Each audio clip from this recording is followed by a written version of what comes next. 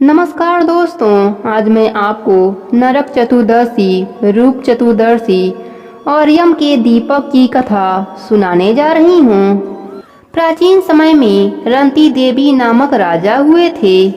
वह पूर्व जन्म में एक धर्मात्मा तथा दानी थे। इस जन्म में भी वे दान आदि किया करते थे। उनके अंतिम समय में यमदूत उन्हें नरक में ले जाने लगे। राजा ने कहा, मैं तो दान दक्षिणा तथा सत्य कर्म करता रहा हूँ, फिर मुझे नरक में क्यों ले जाना चाहते हो? यमदूतों ने बताया कि एक बार तुम्हारे द्वार से भूख से व्याकुल ब्राह्मण लौट गया था, इसीलिए तुम्हें नरक में जाना पड़ेगा। यह सुनकर राजा ने यमदूतों से विनती की कि मेरी आयु 1 वर्ष और बढ़ा दीजिए। यमदूतों ने बिना सोच विचार किए राजा की प्रार्थना स्वीकार कर लिया। यमदूत चले गए। राजा ने ऋषियों के पास जाकर इस पाप से मुक्ति का उपाय पूछा। ऋषियों ने बताया, हे राजन, तुम कार्तिक मास की कृष्ण पक्ष की चतुर्दशी को व्रत रखकर भगवान कृष्ण का पूजन करो, ब्राह्मणों को भोजन कराकर दक्षिणा देना तथा अपना अपराध ब्राह्मणों को बताकर उनसे क्षमा याचना करना, तब तुम पाप से मुक्त हो जाओगे। कार्तिक कृष्ण चतुर्दशी को राजा ने नियम पूर्वक व्रत रखा और वह अंत में विष्णु लोक को चले गए। अब सुनते हैं रूप चतुर्दशी की कहानी। एक समय भारतवर्ष में हिरण्यगर्भ नामक नगर में एक योगी राज रहते थे। उन्होंने अपने मन को एकाग्र करके भगवान में लीन होना चाहा। उन्होंने समाधि लगा ली। समाधि को कुछ ही दिन बीते थे कि उनके शरीर में कीड़े पड़ गए। आँखों के रोंों, भौहों पर और सिर के बालों में जुएं हो गईं। इससे योगी राज दुखी रहने लगे। उसी समय नारद मुनि वहां पधारे। योगी राज ने नारद मुनि से पूछा, मैं समाधि में था, परंतु मेरी यह दशा क्यों हो गई? तब नारद जी ने बताया, हे योगी राज, तुम भगवान का चिंतन तो करते हो, परंतु देह आचार का पालन नहीं करते, इसलिए तुम्हारी यह दशा हुई है। योगी राज ने देह आचार के विषय में नारद जी से पूछा। नारद जी बोले, देह आचार के विषय में जानने से अब कोई लाभ नहीं। पहले तुम्हें जो मैं बताता हूँ उसे करो। देह आचार के बारे में फिर बताऊंगा। इस बार कार्तिक मास की कृष्ण पक्ष की चतुर्दशी को व्रत रखकर भगवान की पूजा ध्यान से करना। ऐसा करने से तुम्हारा शरीर पहले जैसा हो जाएगा। योगी राज ने ऐसा ही किया और उनका शरीर पहले जैसा हो गया। उसी दिन से इस चतुर्दशी को रूप चतुर्दशी कहते हैं। अब सुनते हैं यम के दीपक की कथा। एक समय की बात है, हंसराज नामक एक प्रतापी राजा था। एक बार वह अपने मित्रों, सैनिकों और अंगरक्षकों के साथ जंगल में शिकार खेलने गया।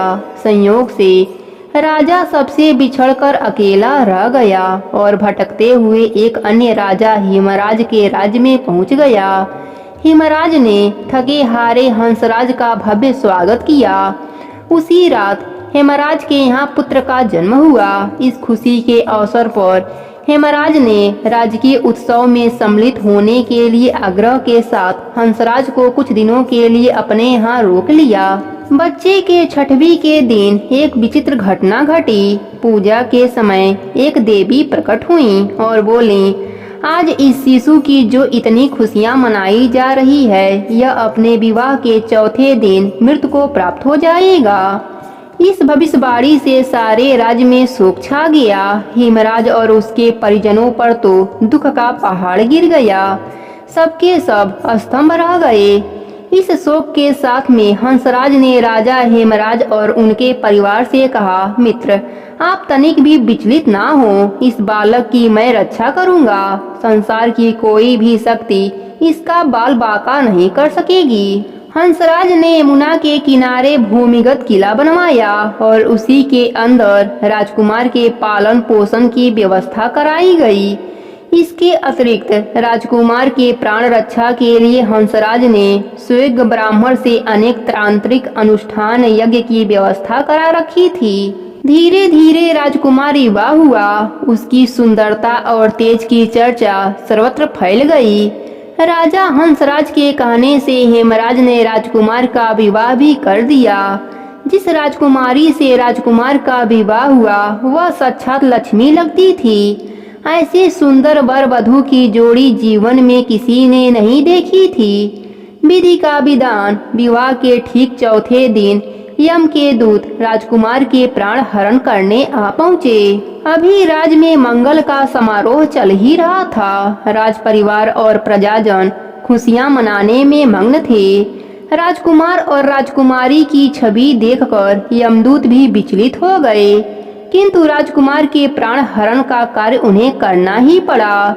यमदूत जिस समय राजकुमार के प्राण लेकर गए उस समय ऐसा हाहाकार मचा जिसे द्रवित होकर दूत भी रोने लगे। इस घटना के कुछ समय पश्चात एक दिन यमराज ने प्रसन्न मुद्रा में अपने दूतों से पूछा, दूतों, तुम सब अनंत काल से पृथ्वी के जीवों का प्राण हरण करते आ रहे हो। क्या तुम्हें कभी किसी जीव पर दया आई है और मन में यह विचार उठा है कि इसे छोड़ देना चाहिए? यमदूत एक दूसरे का मुंह देखने लगे। यमराज ने उनके संकोच को भांपकर उन्हें उत्साहित किया।